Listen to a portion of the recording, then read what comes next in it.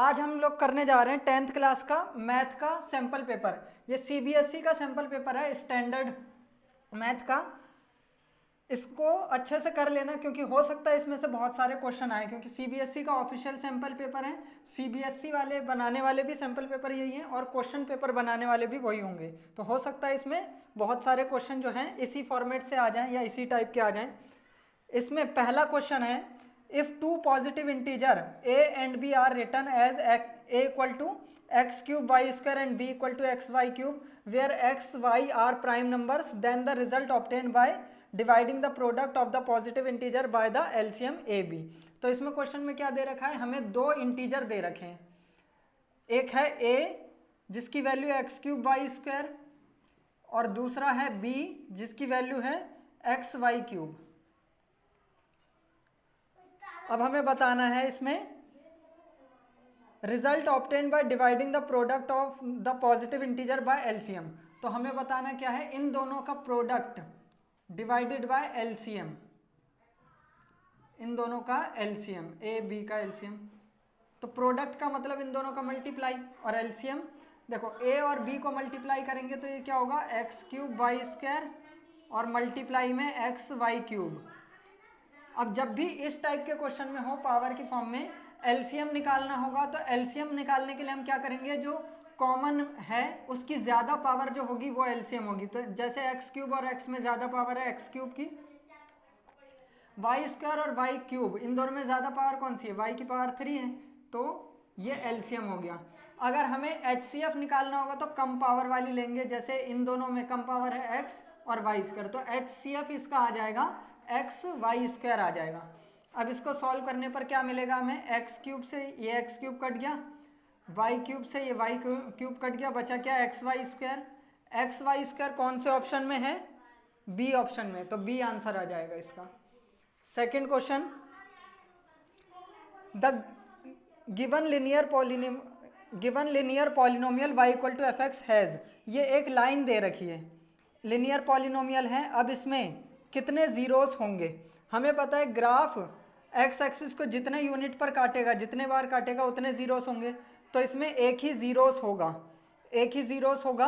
अब एक जीरोस वाले ऑप्शन बी में भी है, ऑप्शन सी में भी है, और जीरोस की वैल्यू क्या होगी, जो एक्स की वैल्यू होती है वो जीरोस होता है, तो एक्स की वैल्यू कितनी है 3, तो इसका ग्राफ का आंसर हो जाएगा कि एक जीरो है इसमें और वैल्यू कितनी है उसकी 3, तो इसमें भी ऑप्शन बी करेक्ट हो जाएगा, तो दूसरे का बी। तीसरा question, the line representing the given pair of linear equation are non intersecting which of the following statement is true. ये दोनों लाइन देखने में पैरेलल हैं, और पैरेलल लाइन में कौन सी कंडीशन होती है, a1/a2 b1/b2 तो बराबर होते हैं, लेकिन c1/c2 बराबर नहीं होते, तो तीसरे का भी आंसर क्या हो जाएगा, बी। चौथा question, the nature of roots of quadratic equation 9x square minus 6x minus 2 equal to 0। 9x square minus 6x minus 2 equal to 0, इसमें नेचर बताना है। नेचर कैसे पता लगेगा, डी की वैल्यू निकाल कर। डी क्या होता है, बी स्क्वायर माइनस 4ac, तो माइनस 6 का स्क्वायर माइनस 4, ए की वैल्यू है 9 और सी की वैल्यू है माइनस 2। माइनस का स्क्वायर करते ही प्लस हो जाएगा, ये 36 आ जाएगा, 9 चौक 36 दूनी 72 प्लस 72, 6 2 8 7 3 10, 108 पॉजिटिव आया। अगर पॉजिटिव आता है, जीरो से बड़ी आती है, तो इसके नेचर कैसा होगा, रियल रूट्स होंगे और अनइक्वल होंगे, दो डिफरेंट रूट होंगे, रियल होंगे और अनइक्वल होंगे, तो इसका आंसर क्या हो जाएगा, टू डिस्टिंक्ट रियल रूट, तो ऑप्शन सी हो जाएगा, चौथे का सी। पांचवा question, two APs have the same common difference, दो एपी हैं जिनका कॉमन डिफरेंस सेम है। The first term of one of this is -1, the first term one of this is -1। दो एपी हैं, मान लेते हैं ये a1 a2 ऐसे, ये a-1 है a-2 है, ये दो एपी हैं, and one of the first term of this of one of this is -1 and that of other is -8। First term जो है पहली एपी का -1 है, मतलब ये पहले जो है -1 है और इसका कितना है -8 है। The difference between their fourth term, इसके फोर्थ टर्म का डिफरेंस क्या होगा। देखो ये दो एपी हैं, इन दोनों एपी का कॉमन डिफरेंस बराबर है, मतलब यहाँ पर जो डिफरेंस होगा वो यहाँ पर है, तो इसी तरह यहाँ पर जो डिफरेंस होगा यहाँ पर होगा। इसमें पूछा है इनका जो चौथा टर्म होगा उसका डिफरेंस, मतलब यहाँ पर जो A4 होगा और A-4 होगा उसका डिफरेंस क्या होगा। जब इधर पे डिफरेंस सेम है तो यहाँ पर भी डिफरेंस सेम होगा, तो इनका डिफरेंस और इनका डिफरेंस भी क्या होगा सेम। तो यहाँ पर इनका डिफरेंस कितने का है, तो इनका डिफरेंस निकालना है, तो -8 -1, तो -8 + 1 कितना हो गया -7। तो इनके पहले टर्म का डिफरेंस है -7, तो चौथे टर्म का डिफरेंस भी क्या होगा -7। कौन, देखो फिफ्थ क्वेश्चन में एक नोट करने वाली बात यह है कि इसमें आंसर आ रहा है -7, लेकिन ऑप्शन में -7 भी है और 7 भी है, तो इसका आंसर 7 होगा, क्योंकि हमें डिफरेंस पूछ रखा है और डिफरेंस हमेशा क्या लेते हैं हम पॉजिटिव लेते हैं। अगर ऑप्शन में दोनों दे रखे -7 और 7, तो ऑप्शन 7 वाला होगा ना कि -7 वाला, तो इसका आंसर हो जाएगा 7। 7 कौन से ऑप्शन में है, ऑप्शन सी में है, तो सी आंसर हो जाएगा। What is the ratio in which the line segment joining is divided by x axis. छठा क्वेश्चन में ये दो पॉइंट हैं 2,3 और 5, 2, -3 है, माइनस है ना, 2, -3 और 5,6। अब उस पॉइंट का इसका रेशियो बताना है, किस रेशियो में डिवाइड करेगा एक ये पॉइंट जो है एक्स एक्सिस का है। अब हमें पता है एक्स एक्सिस का कोई भी पॉइंट होगा तो x, 0 की फॉर्म में होगा। अब हमें इसका रेशियो बताना है, तो रेशियो मान लेते हैं k:1। सेक्शन फॉर्मूला के अकॉर्डिंग क्या होगा, k+1, k+1, यहाँ पर x2 x1 5 2 और k+1 k+1 6 -3। इसके अगर कोऑर्डिनेट चाहिए, ये मान लेते हैं ये पॉइंट है C, ये पॉइंट है A और ये पॉइंट है B, तो C के कोऑर्डिनेट ऐसे मिलेंगे और हमें पता है C के कोऑर्डिनेट हमें पता है पहले से x, 0, मतलब इसकी वैल्यू किसके बराबर होगी, 0 के बराबर होगी ना। तो हम लिखेंगे k × 6 + 1 × -3 अपॉन में k+1 = 0 होगी। इसे सॉल्व करेंगे 6k - 3, ये दूसरी तरफ जाएगा 0, तो k की वैल्यू आ जाएगी 3/6, कटने के बाद कितना हो जाएगा 1/2, तो रेशियो कितना हो गया 1:2। 1:2 के रेशियो में होगा, 6 का आंसर हो जाएगा ऑप्शन ए में दे रखा है 1:2। क्वेश्चन नंबर 7 है, a point x, y is at a distance of 5 units from the origin, how many such points lie in the third quadrant. एक पॉइंट x, y है ओरिजिन से, मान लेते हैं ये पॉइंट x, y है जो कि ओरिजिन यानी कि 0,0 से 5 यूनिट की दूरी पर है। अब हमें पूछा है कि थर्ड क्वाड्रेंट में ऐसे कितने पॉइंट आ सकते हैं, तो अगर ये हमारा कार्टेशियन प्लेन है, ये x एक्सिस है और ये y एक्सिस है। अब इस ओरिजिन से 5 यूनिट की दूरी पर एक, तो ये पॉइंट हो गया, और एक ये वाला पॉइंट भी हो सकता है, ऐसे बहुत सारे पॉइंट होंगे ना अनगिनत, तो इसका आंसर क्या हो जाएगा इनफाइनेटली मैनी पॉइंट्स। तो इनफाइनेटली कौन से ऑप्शन में, ऑप्शन नंबर डी में, तो ऑप्शन डी इसका करेक्ट आंसर हो जाएगा। 8 question, in triangle ABC, triangle ABC में दे रखा है, ये ट्रायंगल है ABC और यह है DE। AB = A है, DE = X है, DE = X है, BE = B है, ये B है, और EC = C है, ये C है। Then X express in term of ABC, तो X की वैल्यू निकालना है हमें ABC के फॉर्म में। अब देखो ये क्योंकि परपेंडिकुलर है, ये भी परपेंडिकुलर है क्योंकि ये दोनों पैरेलल हैं तो ये परपेंडिकुलर हो गई, ये दोनों पैरेलल हैं ये परपेंडिकुलर नहीं भी लिखोगे तो भी चलेगा। ये दोनों पैरेलल हैं, अगर पैरेलल हैं थे तो ये दोनों एंगल भी बराबर हो गए, तो इसलिए ये बड़ा ट्रायंगल और ये छोटा ट्रायंगल क्या हो जाएंगे, सिमिलर। तो हम लिख सकते हैं ट्रायंगल ABC सिमिलर है ट्रायंगल DEC के।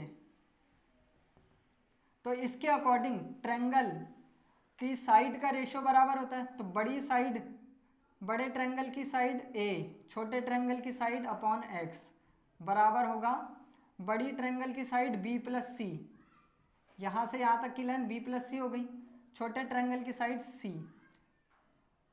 हमें x की वैल्यू निकालना है ABC की फॉर्म में, तो इसको रेसिप्रोकल कर दो, x अपॉन A बराबर होगा C upon B plus C।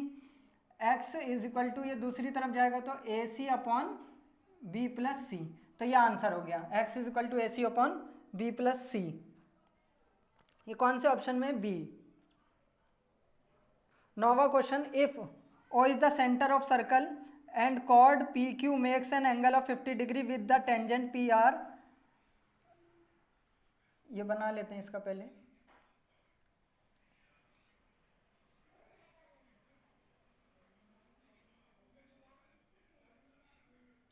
ये POQR,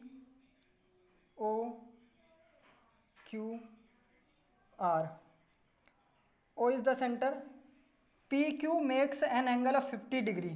PQ जो है एंगल बना रही है 50 डिग्री, किसके साथ, टेंजेंट के साथ, मतलब ये वाला एंगल कितना है, 50 है।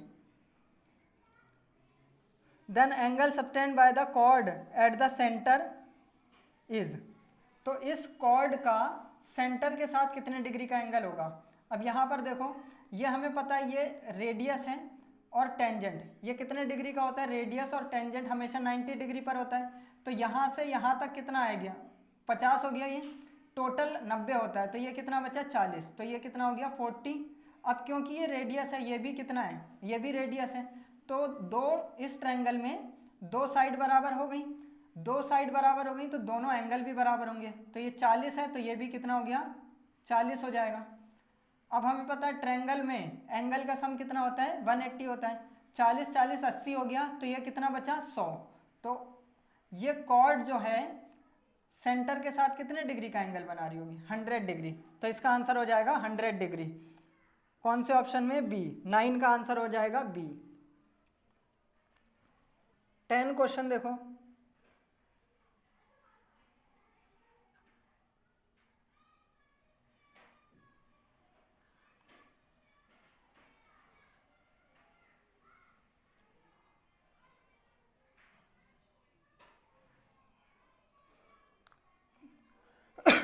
A quadrilateral PQRS is drawn to circumscribe a circle.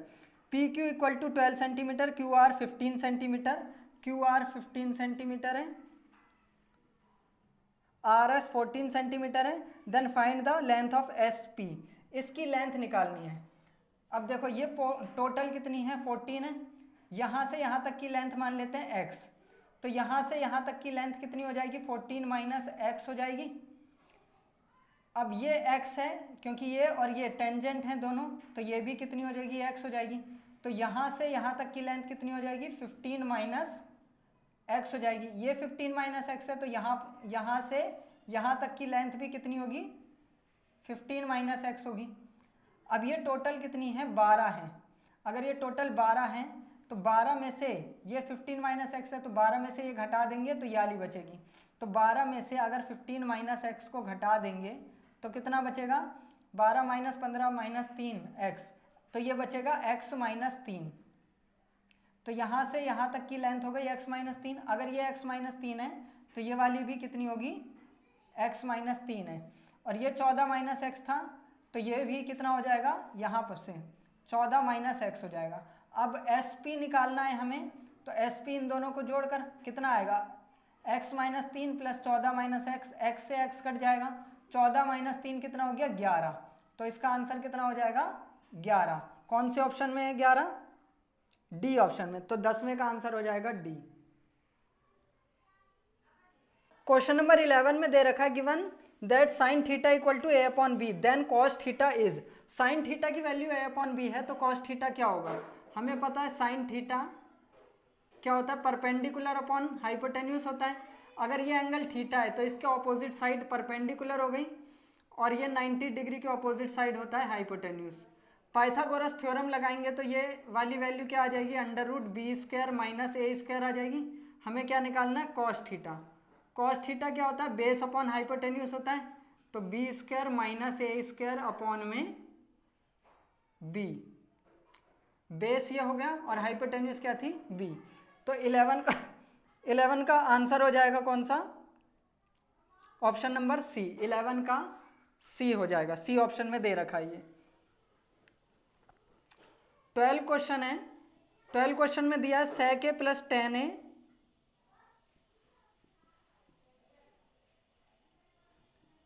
और 1 माइनस साइन ए मल्टीप्लाइड, ये किसके बराबर होगा। तो इसको क्या करेंगे, साइन और कॉस में बदल देंगे। sec क्या होता है, 1 अपॉन कॉस होता है। tan क्या होता है, साइन अपॉन कॉस होता है।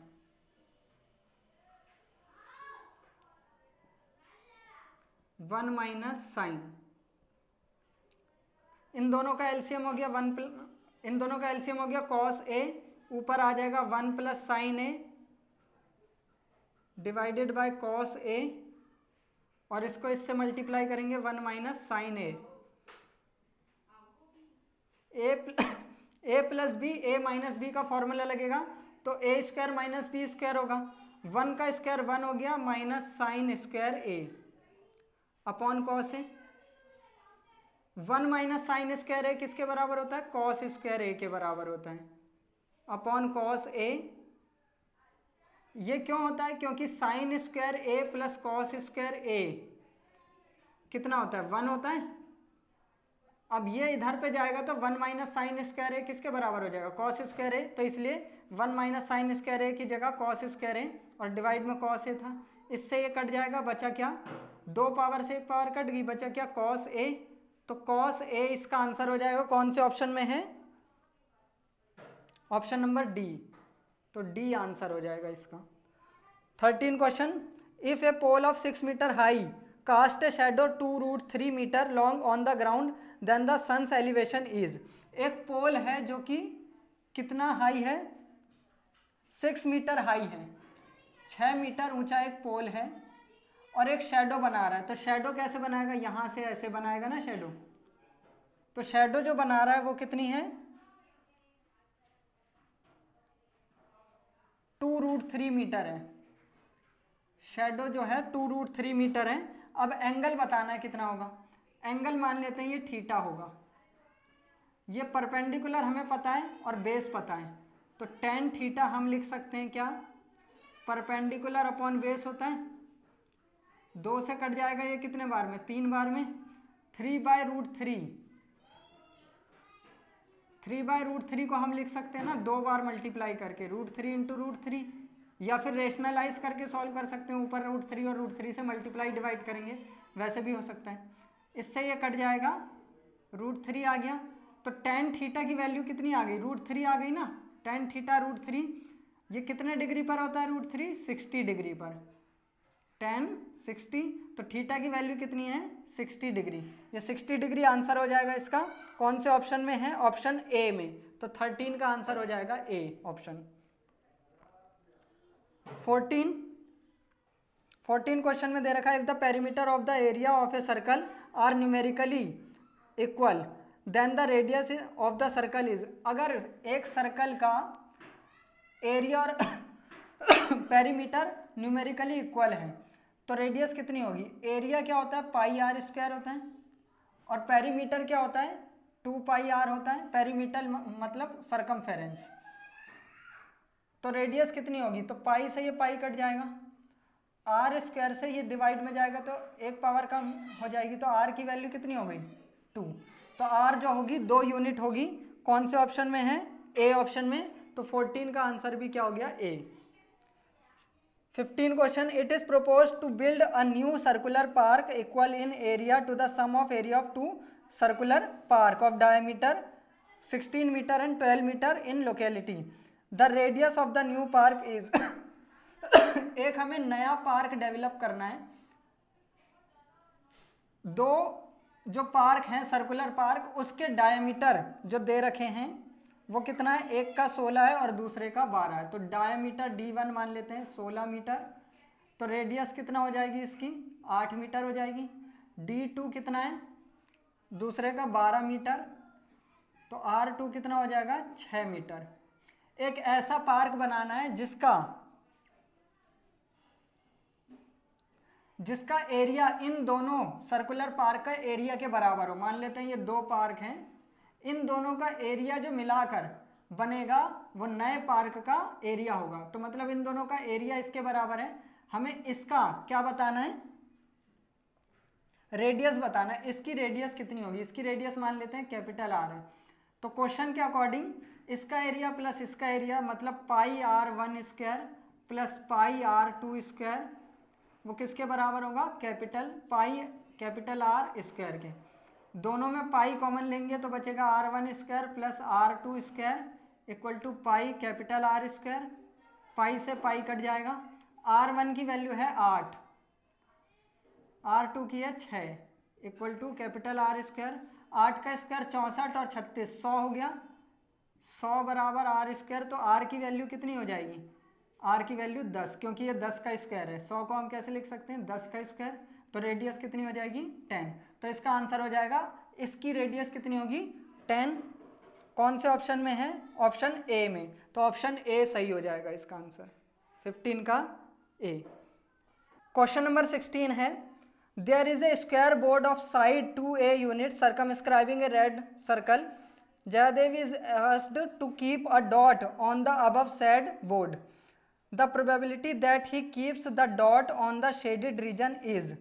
देखो इसमें एक डॉट लगाना है और डॉट लगाने के बाद इसकी क्या प्रोबेबिलिटी होगी कि वो डॉट जो है इस शेडेड रीजन में आएगा।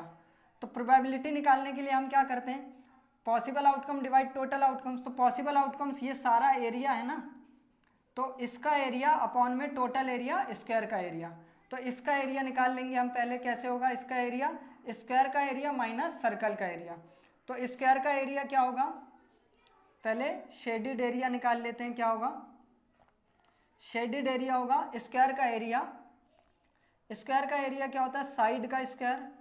और सर्कल का एरिया क्या होता है, पाई R स्क्वायर। पाई रेडियस कितनी होगी, अगर इसकी टोटल साइड 2a मतलब डायमीटर हो गई है तो रेडियस कितनी हो जाएगी a। तो पाई a स्क्वायर हो गया,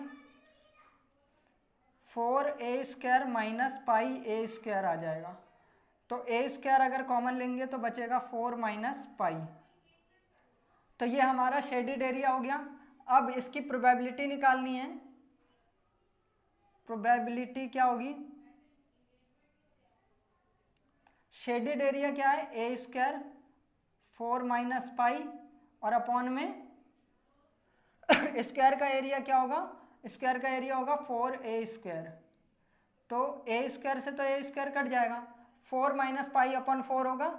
और अगर इनको सेपरेट करना हो तो 4 अपॉन 4 1 माइनस पाई बाय 4।